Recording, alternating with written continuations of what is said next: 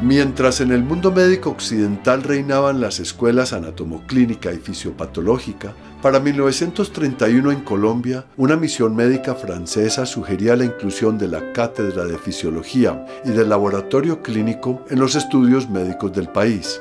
Solo hasta 1940, a través de una acción estudiantil en la Facultad de Medicina de la Universidad de Antioquia, se logró volcar la formación médica hacia la fisiología.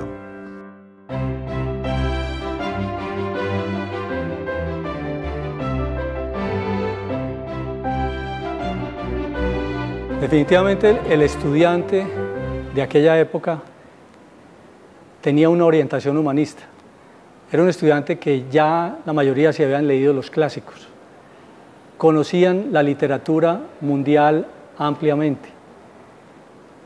Su formación no estaba solamente restringida al campo médico. Esto hacía que la cultura era un signo esencial en el médico. Y por esta razón estaba enterado de los sucesos del mundo. La necesidad de recibir una nueva escuela, la fisiopatológica, obedecía que algunas enfermedades no eran respondidas, la explicación de algunas enfermedades por el discurso anatomoclínico. Y eso se hacía más evidente no solo en enfermedades, sino en el manejo de pacientes más complicados. Era una sociedad que crecía, que aparecía el trauma, que aparecía la violencia, en la cual se requería un entrenamiento en pacientes y no en cadáveres. Para 1940, la juventud colombiana no estaba por fuera de los movimientos culturales del mundo. Colombia tenía un contacto continuo con Europa y la ciencia se localizaba en este momento en los Estados Unidos. La fisiología aparecía como lo más avanzado de la ciencia. Fue así como los estudiantes que llegaron a la clase de fisiología con grandes expectativas rechazaron sucesivamente 4 profesores que no cumplieron sus expectativas. A diferencia de la escuela anatomoclínica que se interesa en la estructura anatómica del órgano, la escuela fisiopatológica se dirige hacia la función normal o anormal del mismo. Si bien la escuela anatomoclínica localiza la enfermedad en el órgano estático, en el cuerpo inmóvil, la escuela fisiopatológica convierte este cuerpo en movimiento, y son los movimientos de la vida, que van desde los movimientos mínimos de un órgano funcionando hasta el pensamiento. Esto define las dos miradas y las dos escuelas.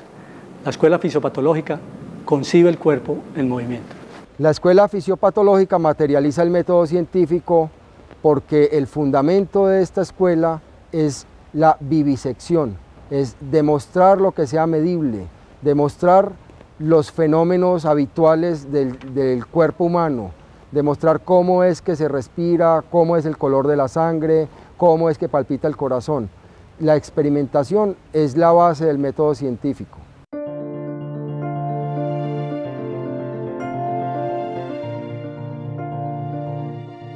Los orígenes de la escuela fisiopatológica se remontan a la Escuela Médica de Alejandría. La Escuela Médica de Alejandría fue una escuela que floreció en el siglo III a.C.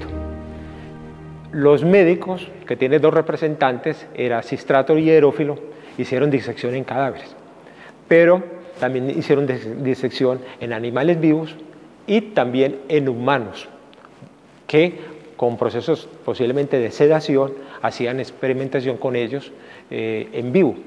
Estos eran prisioneros condenados a muerte, entonces de alguna forma ellos comenzaron a entender cómo funcionaba el cuerpo. En la concepción de la enfermedad, no era suficiente concebir la enfermedad localizada en el órgano. El ser humano sentía que algo no funcionaba. Todavía existía la idea de Dios en la enfermedad. Solamente a partir de la visión fisiopatológica se complementa esa visión orgánica de la enfermedad, en el momento en que el órgano tiene función, tiene movimiento. Con el trabajo de William Harvey empezó a demostrar que los órganos tenían una función, en este caso la circulatoria, que él no exploró los otros órganos, pero de ahí como punto de partida se pensó en buscar el funcionamiento de los demás. La escuela fisiopatológica, a partir del movimiento, a partir de Harvey, con el conocimiento del movimiento de la sangre, con la evolución del feto, comenzó a inscribir una nueva forma de ver la enfermedad. La enfermedad, aparte de ser un proceso, tiene movimiento. Esto complementa la concepción de enfermedad. Si bien es cierto que hubo autores y científicos anteriormente que concibieron de alguna manera el método experimental, ninguno como el doctor Claude Bernard llegó tan lejos. De hecho, él no solamente tenía la teoría muy clara, sino que tenía un laboratorio al cual servía y del cual sacaba sus conclusiones muy importantes. Él llegó a decir inclusive que el tiempo dedicado al paciente era tiempo perdido, que el médico debería estar en el laboratorio, postulado que hoy en día no se acepta por supuesto, pero que indudablemente manifestaba cómo vivía él la fisiología y para qué estaba él en la vida. En cierta ocasión, un amigo de él, Paul Bert, dijo: el doctor Claude Bernard no solamente es un excelente fisiólogo, él es la fisiología misma. Con el médico francés Claude Bernard, el principal fisiólogo del siglo XIX, se constituyó la fisiología como ciencia médica. El gran aporte de Claude Bernard es la experimentación científica sometida a un método científico. A partir de él, toda la medicina hasta hoy aplica esa metodología. Antes de él, la medicina no era científica. Cuando fue nombrado profesor en el Collège de France, empezó diciendo: me han nombrado para enseñar medicina científica, y eso no existe hasta ahora. Hasta ahora la medicina está en tinieblas. La escuela fisiopatológica requiere laboratorios de experimentación, no solamente con animales vivos, también con demostraciones, incluso con humanos, con sujetos que nos acompañan para poder explicar los distintos fenómenos. Con los animales tenemos la oportunidad de entender y reconocer formas de funcionamiento de distintos órganos, y con los humanos podemos hacer en condiciones extremas también cierta experimentación necesaria para corroborar esa comprensión que teníamos a partir de la vivisección o de la experimentación con animales. Era necesario entonces utilizar animales vivos para poder conocer el funcionamiento de los órganos de dichos animales.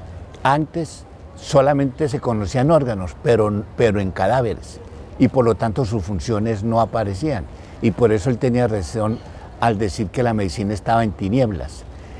A medida que se conoce más el funcionamiento de los órganos a través del uso de los animales, se van utilizando menos, y aún se utilizan algunos en el laboratorio, y se perfeccionan las condiciones de manejo ético para que estos animales no sufran o sufran lo menos posible.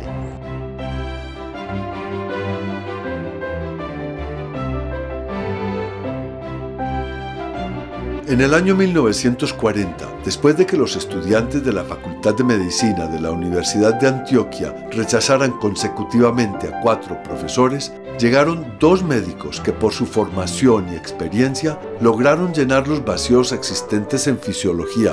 Ellos eran Francisco Navarro y Alberto Saldarriaga.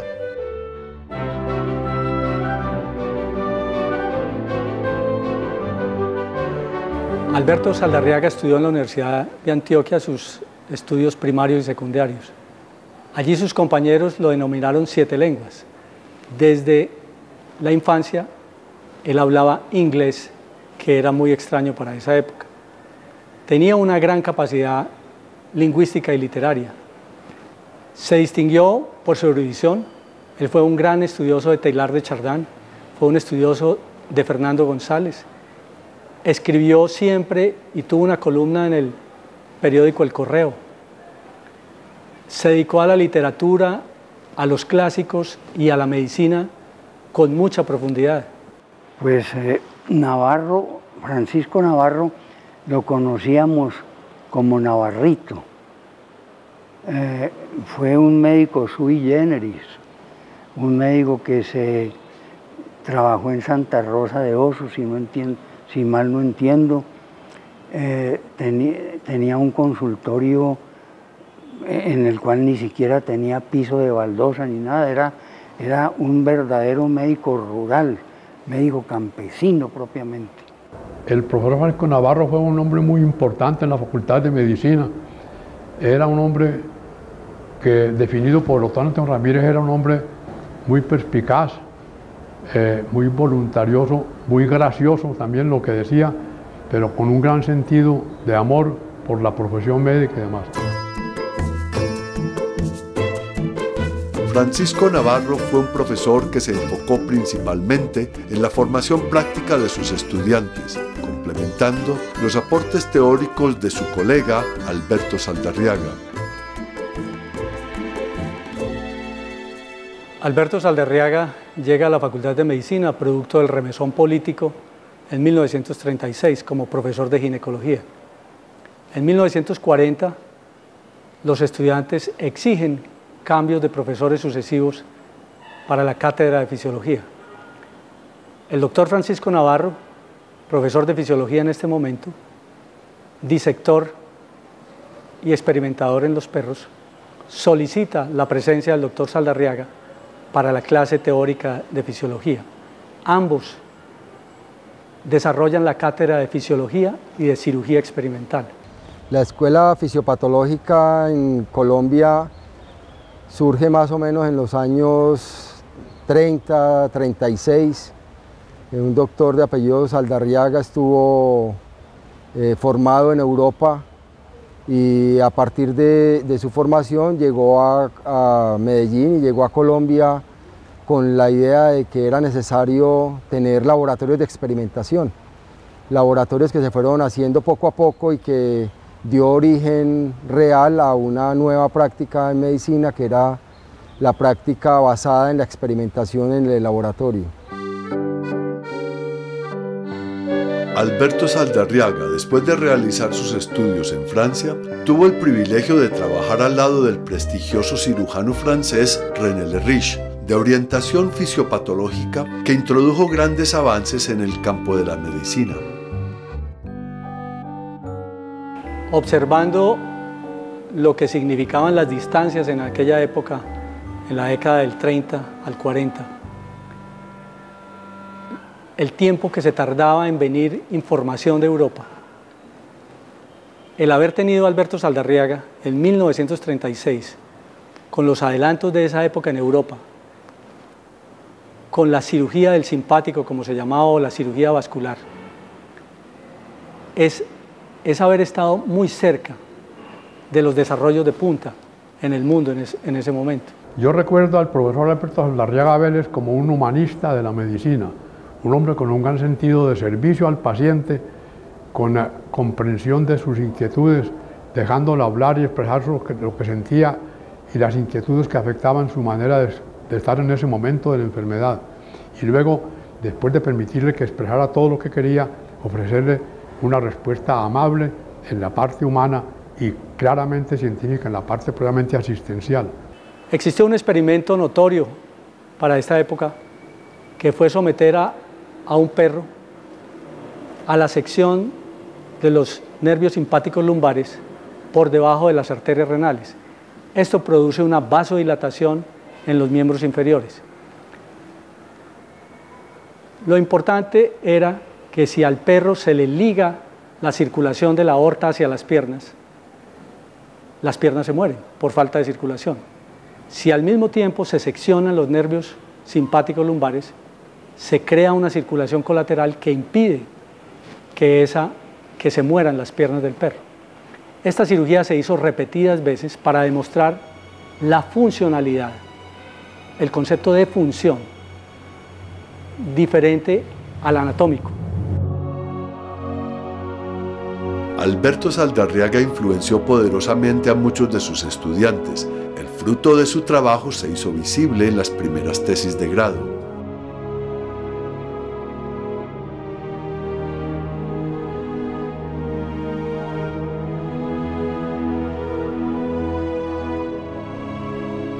Estas tesis demuestran que hay un proceso de entendimiento del conocimiento, una apropiación del conocimiento, un enriquecimiento de acuerdo a nuestras condiciones y que dan la base para una producción futura, que es lo que sus alumnos posteriormente desarrollan en la facultad. Bueno, fueron importantes porque por primera vez se introdujo en la tesis de grado el trabajo experimental como tal, no solamente una monografía leyendo un tema y ya cambiando unas palabras del texto que leyó y agregando unas propias, sino era trabajar experimentalmente en lo que se iba a hacer y ligar esto con la práctica clínica propiamente. Esa fue una verdadera revolución, digamos, en el cambio de las tesis de grado. De ahí en adelante las tesis ya no eran monografías simples, copiadas de varios libros, sino trabajo verdaderamente experimental o clínico del estudiante con la asistencia de su presidente de tesis que lo guiaba para esto y porque tiene una dimensión completamente diferente, ya no era lo mismo que era al comienzo.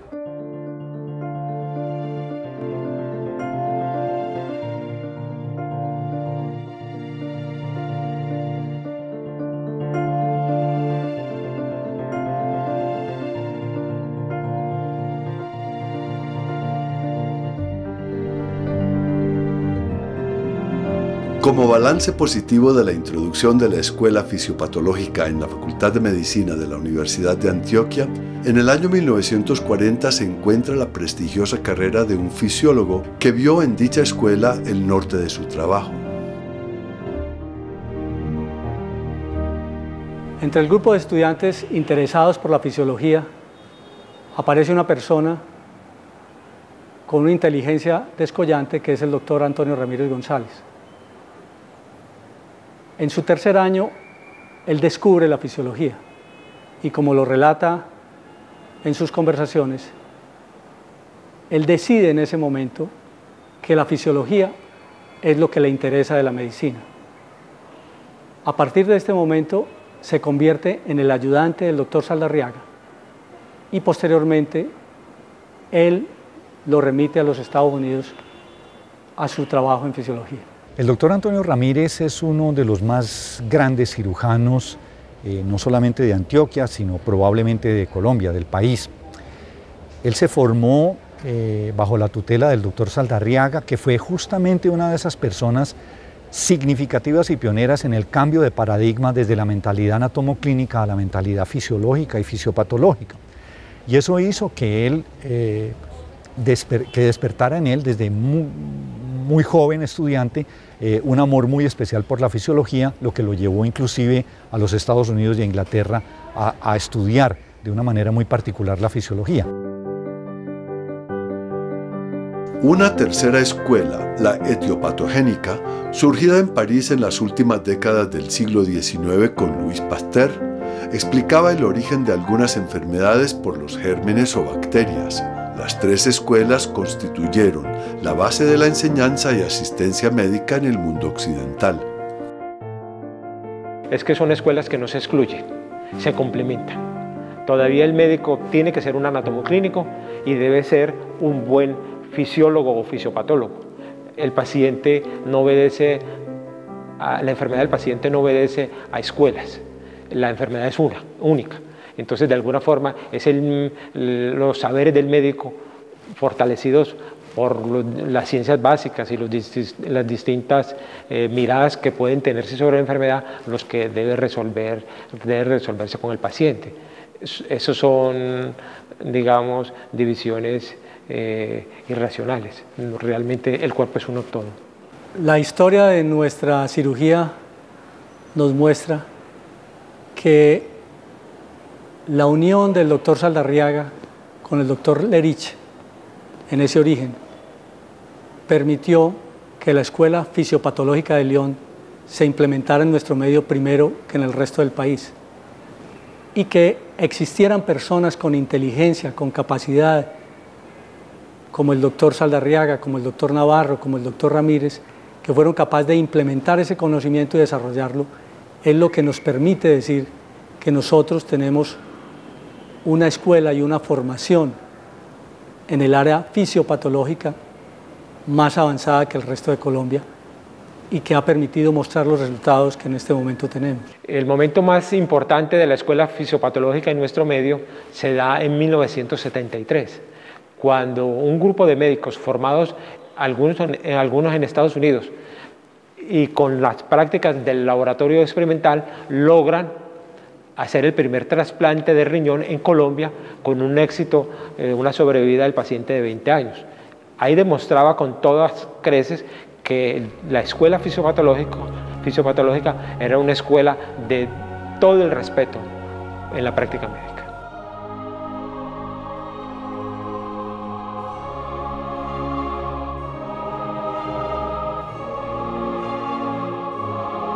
Con la implementación en Colombia de las escuelas médicas, surgió la resistencia al cambio y fueron los acontecimientos políticos y sociales del país y de la ciudad, unidos al poder médico, los que propiciaron nuevas prácticas.